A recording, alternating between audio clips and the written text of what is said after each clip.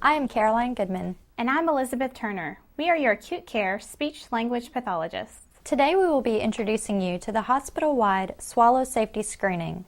Our goal is to improve patient care by reducing length of stay, by preventing aspiration pneumonia, and to allow a patient to begin oral intake as soon as possible, once determined to be safe.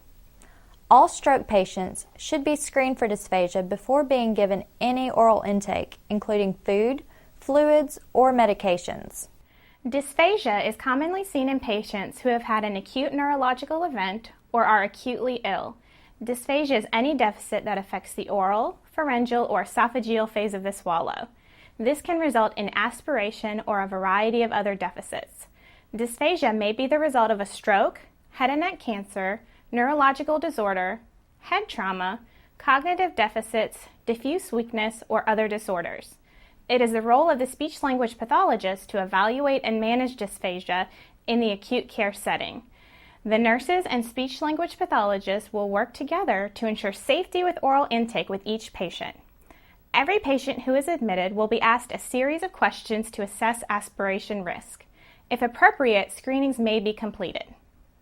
Did you know that 27 to 50% of stroke patients develop dysphagia? 43 to 54% of stroke patients with dysphagia will experience aspiration. Of those patients, 37% will develop pneumonia. 3.8% with pneumonia will die if not part of a dysphagia diagnosis and treatment program.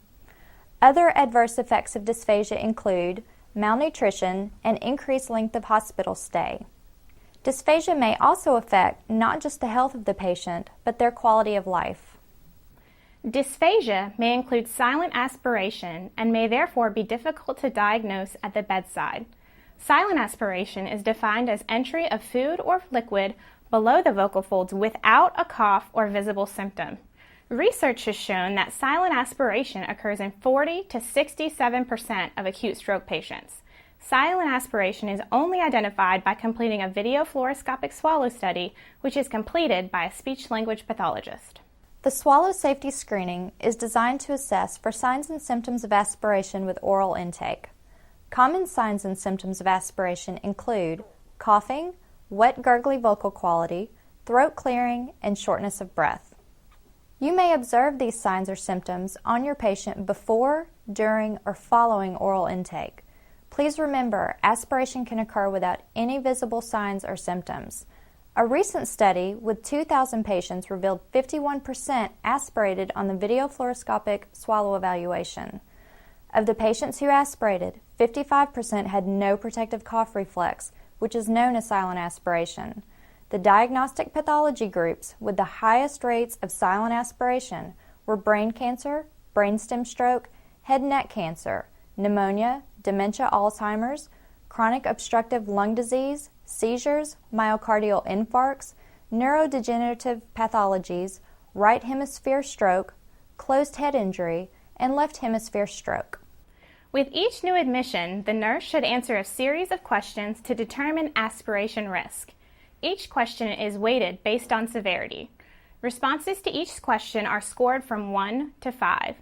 If the total score is 5 or higher, the patient is deemed at high risk for aspiration and should be kept NPO, including medications, until evaluated by a speech-language pathologist. An order for a bedside swallow evaluation with speech-language pathology should be requested. The speech-language pathologist has 24 hours to complete the bedside swallow evaluation. If a patient scores lower than 5, the nurse will proceed with the swallow safety screening. Step-by-step directions will be available in the electronic medical record or in the swallow safety screening form. Prior to initiating the swallow safety screening, you should be sure the patient is fully awake. If the patient is not awake, you should return to reattempt the screen when the patient is more alert. The patient should not automatically fail the screen due to reduced arousal. Sit the patient upright as close to 90 degrees as possible. Do not feed the patient if they are not sitting up to at least 45 degrees. Ensure the patient can follow commands. Please note, patients with aphasia should still complete the screening even though they may have receptive language deficits. The patient should be able to cough on command. Ensure the patient's oral cavity is clear of foreign objects before giving them any oral intake. Begin the screening by giving the patient 1 teaspoonful or 5 cc's of water. Observe for the following: absent swallow response, check for elevation of the patient's Adam's apple, wet or gurgly vocal quality, have the patient say ah, cough or throat clearing before, during, or after the swallow. Note that this response may be delayed. Shortness of breath, spillage from the lips, pocketing or holding fluid or food in the mouth. If the patient demonstrates any of these symptoms, discontinue the screening immediately. Keep the patient NPO until a bedside swallow evaluation is completed by a speech-language pathologist. If these signs or symptoms are not observed, proceed to the next portion. Have the patient take a sip of water from a cup. Do not use a straw or syringe. If possible, have the patient hold the cup independently. Observe for the following: absent swallow response. Check for elevation of the patient's Adam's apple. Wet or gurgly vocal quality. Have the patient say ah. Cough or throat clearing before, during, or after the swallow. Note that this response may be delayed. Shortness of breath, spillage from the lips, pocketing or holding fluid or food in the mouth. If the patient demonstrates any of these signs or symptoms, discontinue the screening immediately. Keep the patient NPO until a bedside swallow evaluation is completed by a speech-language pathologist. If these signs or symptoms are not observed, proceed to the next portion. Have the patient drink 3 to 4 ounces of water from a cup. This is equivalent to about half of an 8-ounce cup. If possible, have the patient hold the cup independently. Do not use a straw or syringe.